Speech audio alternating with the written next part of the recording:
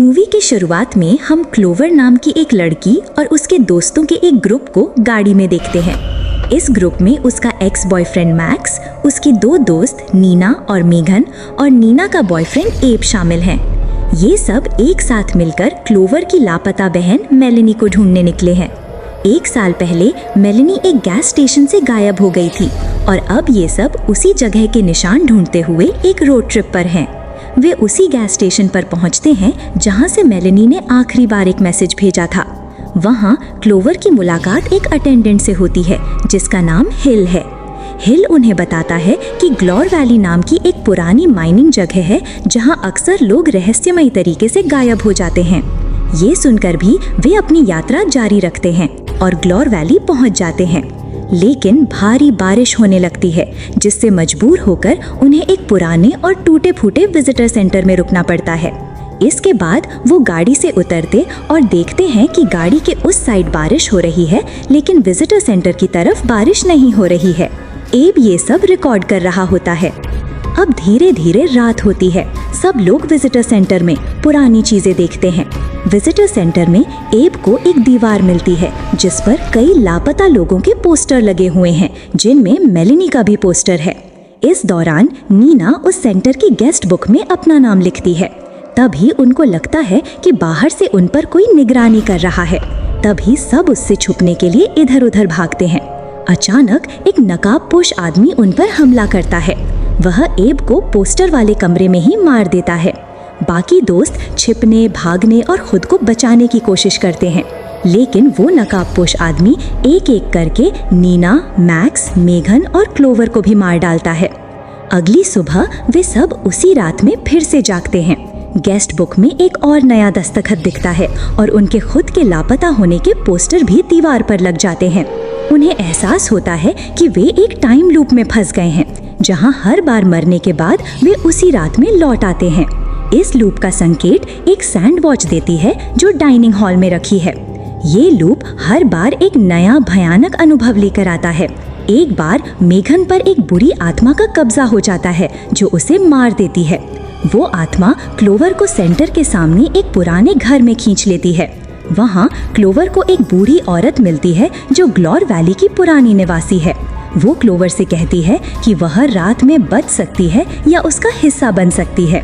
Max एब और नीना से क्लोवर को बचाने के लिए कहता है, लेकिन वे भागने की कोशिश करते हैं।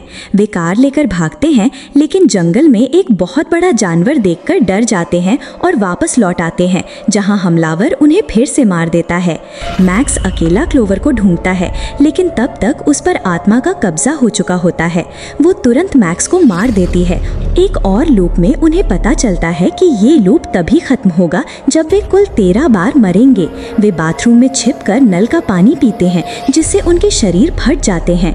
मरने से पहले क्लोवर को हिल दिखाई देता है, जो उसे बताता है कि वे बस इंतजार करके इस रात से नहीं बच सकते, और उसके बाद क्लोवर भी फट जाती है। जब वे फिर से शुरू होते हैं तो उन्हें हिल की एक रिकॉर्डिंग मिलती है जिसमें वो एक आदमी पर रिसर्च कर रहा था। वो आदमी 13 रातों में पागल हो जाता है और एक भयानक वेंडिगो में बदल जाता है।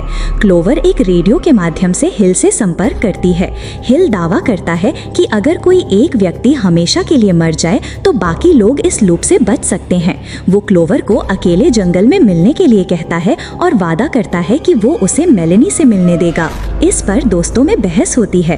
एब के उन्हें छोड़कर जाने की कोशिश से गुस्सा होकर नीना उसे कुल्हाड़ी से मार देती है। जब क्लोवर, मैक्स और मेगन जंगल में होते हैं, मैक्स और मेगन पर एक वेंडिगो हमला करता है और मेगन मर जाती है। क्लोवर और मैक्स को मेलेनी मिलती है जो खुद एक वेंडिगो बन चुकी है। दुख से भरी क्लोवर मैक्स से उसे मार देने के लिए कहती है ताकि वे कुछ और जान सकें। मैक्स उसका गला काट देता है और फिर मैक्स पानी पी लेता है और वेंडिगो के सामने फट जाता है। अगली रात उन्हें पता चलता है कि एक माइनिंग दुर्घटना के बाद ग्लोर वैली जमीन में धंस गया था, जिसमें सैकड़ों लोग मारे गए थे और हिल को बचे हुए लोगों के इलाज इलाज के लिए थेरेपिस्ट के तौर पर लाया गया था। वे अपने 13वीं और आखिरी रात में जागते हैं। उन्हें पिछली रातों की कोई याद नहीं होती और उनके शरीर वेंडिगो में बदलने लगते हैं। एब अपने फोन पर कुछ फुटेज देखता है जिसमें दिखाया गया है कि उन्होंने हिल को कई रातों तक ढूंढा था, लेकिन अलग अलग जीवों ने उन्हें बार बार मार दिया। उन्हें पता चलता है कि मैगन बच गई थी और हिल का पीछा करते हुए सुरंगों में चली गई थी। हिल का सामना करने के लिए सब मैगन का पीछा करते हैं और वेंडिगो से लड़ते हैं। क्लोवर बाकी दोस्तों से अलग हो जाती है और वेंडिगो वाले शरीर से मुक्त करने के लिए अपनी बहन मेलेनी को मार देती है। वहाँ उसके दोस्त वेंडिगो से लड़ते हैं और उनको मारते हैं। वो एक सैनिटोरियम में पहुँचती है जहाँ मैगन एक वेंडिगो के साथ फंसी हुई है। वो मैगन को बचाने के लिए की ढूंढती है और हिल के रूम में पहुँच जाती है जहाँ उसे हिल मिलता है। क्लोवर हिल का सामना करती है। हिल बताता है कि वो ये सारे मनोवैज्ञानिक प्रयोग चला रहा था और जिन जीवों से वे लड़े वे सब क्लोवर के अवसाद और डर का ही रूप थे। क्लोवर हिल की कॉफी को छत से टपक रहे पानी के नीचे रख देती है और वो पानी से फट जाता है। वो मैगन को आजाद करती है और बाकी दोस्त नकाबपोश हमलावर को मार देते हैं। वे सब सुरंगों से भागते हैं और सैंडवॉच का समय खत्म होने और सूरज उगने के साथ बच जाते हैं। इस तरह टाइम लूप खत्म हो जाता है। एब अपनी गाड़ी लेकर आता है और सब उसमें बैठकर चले जाते हैं। जब वे गाड़ी चलाकर जाते हैं, हिल के ऑफिस में लगे कैमरे पर एक बर्फीली कैबिन का दृश्य आता है जहां एक कार रुकती है और हिल के सीटी बजाने की आवाज सुनाई देती है। यह आखिरी सीन दिखाता है कि शायद ये कहानी अभी खत्म नहीं हुई है। मुझे उम्मीद है कि आपको ये वीडियो अच्छी लगी होगी। आप मुझे सब्सक्राइब करना ना भूलें और मूवी का कौन सा पार्ट आपको सबसे अच्छा लगा वो कमेंट करके बताएं। Thanks for watching.